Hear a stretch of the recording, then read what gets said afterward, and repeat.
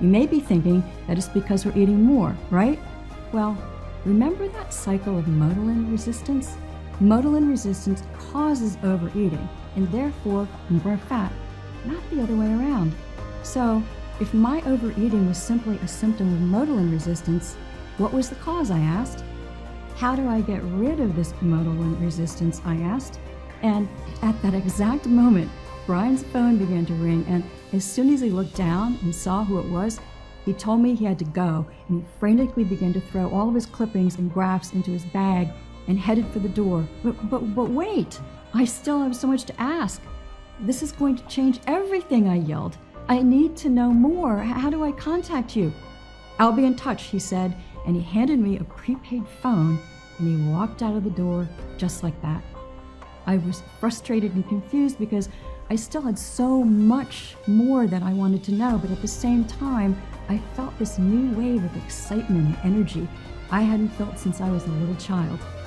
I walked out of that coffee shop with my newfound information, determined to find the answers. For weeks, I devoured everything the library had to offer. I had read through hundreds of dusty old medical journals. I visited universities, spoke to doctors, endocrinologists, alternative therapists, and even Chinese herb doctors for help. But I found nothing new. Just the same old tired advice of eat less, exercise more, and count calories. Advice that you or any other person struggling with weight loss listening to my story today has heard a million times before. I felt like I'd hit a brick wall, and after weeks of research, I was nowhere. But then something amazing happened. Call it what you want, but I call it an answered prayer from God. As I mentioned before, I am a special education teacher for Clark County Schools here in Nevada, and every year, all the special ed teachers in our state are given the chance to volunteer on a trip to somewhere in the world lesser developed to sponsor a school and teach for the summer. And this year, the school board had us going to Indonesia. I had never really took the trip in the past when my ex-husband and I were together and when my boys were little, but this year I thought, what the heck, I'll go and enjoy myself. I had no idea at the time that this would be the place where my entire life and health would be changed forever. This place, this little tiny island village in Indonesia with a population of fewer than 10,000 people, is where I learned the ancient 30-second morning ritual. So after a total of 2 layovers and 33 hours of traveling, we finally landed in this tiny Indonesian airport. We were greeted by a group of Indonesian teachers, 23 in total. The leader of them was Surya, Holland, and among her were other women from a tiny remote village called Baduy.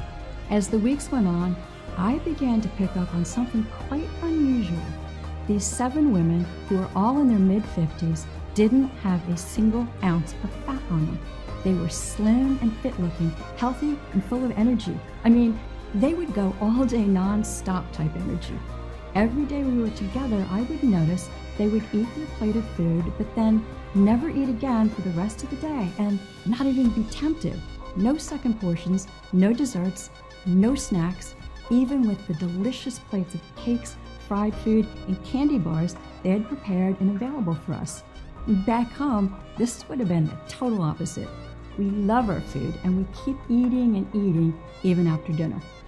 Being the curious one that I am, one night I politely pulled Surya to the side and asked her, how do you guys have the willpower to not eat all this delicious food and, for that matter, not even be remotely tempted by it? I told her all about my health condition, my husband leaving me, and that I had tried everything to lose weight and had nowhere else to turn. If you know anything that can help me, please tell me, I pleaded. I've been through so much, please. Surya just smiled, gave me a big hug, and told me she would be right back and to wait here. A couple of minutes had passed, and she returned with what looked like a very old, crumpled up piece of paper. On it was what looked to me like a recipe, complete with a list of exotic plants and herbs, most of which I had no clue how to even pronounce or even heard of. If you don't mind me asking, what is this? I asked her, looking down the list. Exactly what you've been looking for, she said with a sparkle in her eye. childlike grin on her face. It's in these ingredients. Our figure, our energy, all of our health is because of this. She pointed to the list and continued, obesity simply doesn't exist on our island. This recipe, which has been handed down in our village from generation to generation, is the secret, she said. Eat these ingredients and you will be made new. And with that, Surya stood up, gave me a big smile and a hug, and got back to work. Only then did it even occur to me that Surya and her teachers had this small leather water pouch containing some kind of liquid mix of plants and herbs that they would take a couple of drops of every morning. I had asked to try it thinking it might have been water or something, but they said it was much more valuable than gold and politely refused. The minute I returned home to the U.S., I began researching the ingredients in Surya's list. The first one was something called Malabar tamarind. What the heck was that, I wondered? Well, we actually know it as the exotic fruit Garcinia here in the United States. According to research, Garcinia is the only known supplement to naturally suppress appetite, and it also supports healthy cholesterol levels and blood sugar levels. But more importantly, it inhibits the effects of an enzyme known as citrate lyase. This enzyme plays a key role in fat production. When citrate lyase is blocked, fat production also gets slowed down or blocked altogether. Now, it's important you follow what I'm saying here because this is where it gets very interesting. Citrate lyase is found all over the place in almost every single consumer item we buy. Scientists have only just begun to understand how the enzyme became so prominent in our bodies. But get this, it's only within the last 50 years that this particular enzyme came into the picture. And as it entered our bloodstream, it started to disrupt our delicate body functions. And I wasn't sure what that had to do with belly fat until I began to search deeper and struck gold. A groundbreaking new study done in 2018 by a team of doctors and scientists at the Center for Diet and Weight Loss in Tel Aviv, Israel, found that people with higher concentration of the enzyme citrate lyase were more than 9 times more likely to become resistant to Motilin, as their food intake was never suppressed, and they quickly put on weight. Simply incredible. But citrate lyase is only one of many foreign compounds disrupting chemicals in our environment. TBT is another, and it is found in paint, pesticides, and vinyl products.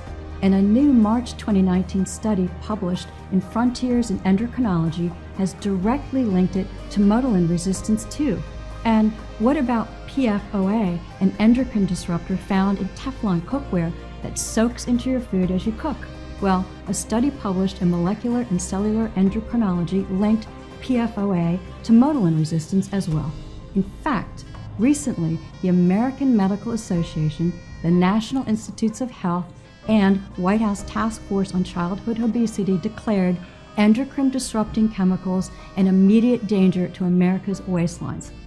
Since then, study after study, like those published in the International Journal of Environmental Research and Public Health, Toxicological Sciences, even Dr. Oz, have linked, without a doubt, endocrine disrupting chemicals to Motilin resistance. So click on the order button below, and I'll see you on the other side.